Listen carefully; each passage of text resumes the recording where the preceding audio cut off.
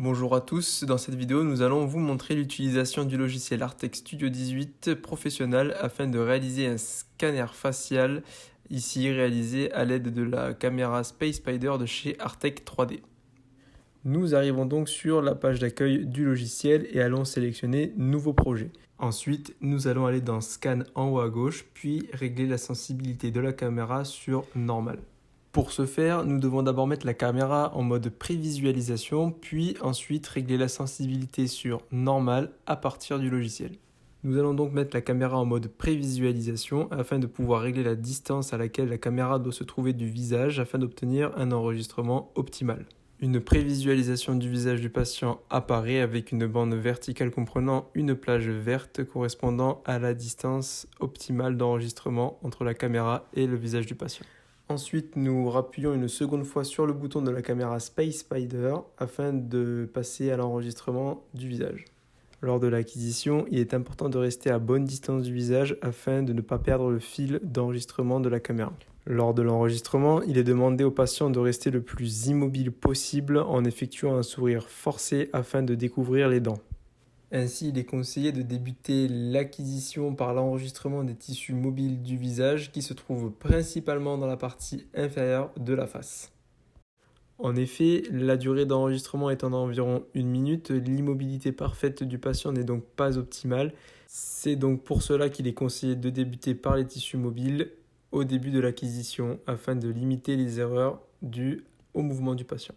Il est demandé au patient de garder les yeux ouverts durant l'acquisition afin d'enregistrer la ligne bipupillaire qui est un repère important pour le prothésiste même si cela n'est pas simple du fait des flashs lumineux produits par la caméra durant l'acquisition. Ensuite, il suffit de rappuyer sur le bouton de la caméra afin d'arrêter l'enregistrement. Et donc voici le premier scan obtenu avec une résolution normale, ne permettant pas d'enregistrer les dents. Maintenant, nous allons aller en haut à gauche sur Scan, puis régler la sensibilité de la caméra sur Extrême afin de pouvoir enregistrer les dents du patient lors de la nouvelle acquisition. Nous refaisons donc la même manipulation que lors du premier scan, c'est-à-dire réglage de la distance entre la caméra et le visage du patient en mode prévisualisation, puis enregistrement du visage du patient, ici limité aux dents et aux téguments qui juxtent les dents afin de pouvoir permettre ensuite le matching entre le premier scan et le second scan. Il faut noter que le réglage sur sensibilité extrême de la caméra permet certes un enregistrement plus précis mais génère beaucoup plus de bruit. C'est pour ça qu'il n'est pas conseillé de réaliser l'entièreté de l'enregistrement en sensibilité extrême.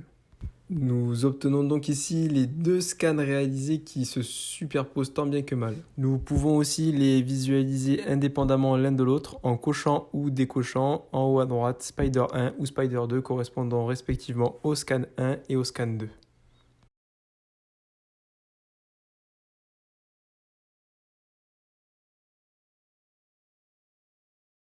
Nous devons maintenant sélectionner les deux scans Spider 1 et Spider 2 puis cliquer sur Pilote auto en haut à gauche.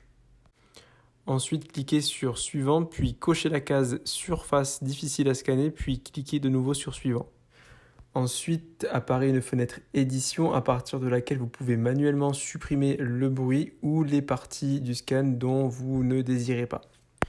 Une fois terminé, vous cliquez sur Suivant, puis Assemblage automatique et l'ordinateur de lui-même va faire correspondre les deux scans faciaux réalisés précédemment. Une fois la correspondance terminée entre les deux scans, certaines zones peuvent apparaître plus sombres que d'autres qui sont dues au mouvement indésirable du patient lors de l'enregistrement. Si l'assemblage des deux scans vous semble correct, alors vous cliquez sur Oui en haut à gauche, puis l'ordinateur va travailler afin d'optimiser le scan. Cette étape peut prendre environ une dizaine de minutes pour obtenir le résultat final.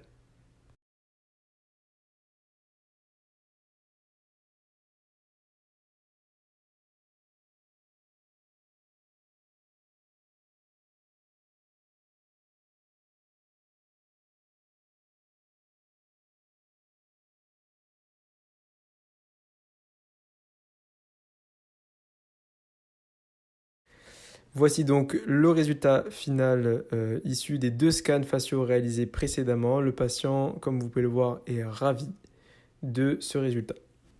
C'est la fin de ce tutoriel permettant de réaliser un scan facial à l'aide du logiciel Artec Studio 18 Professionnel.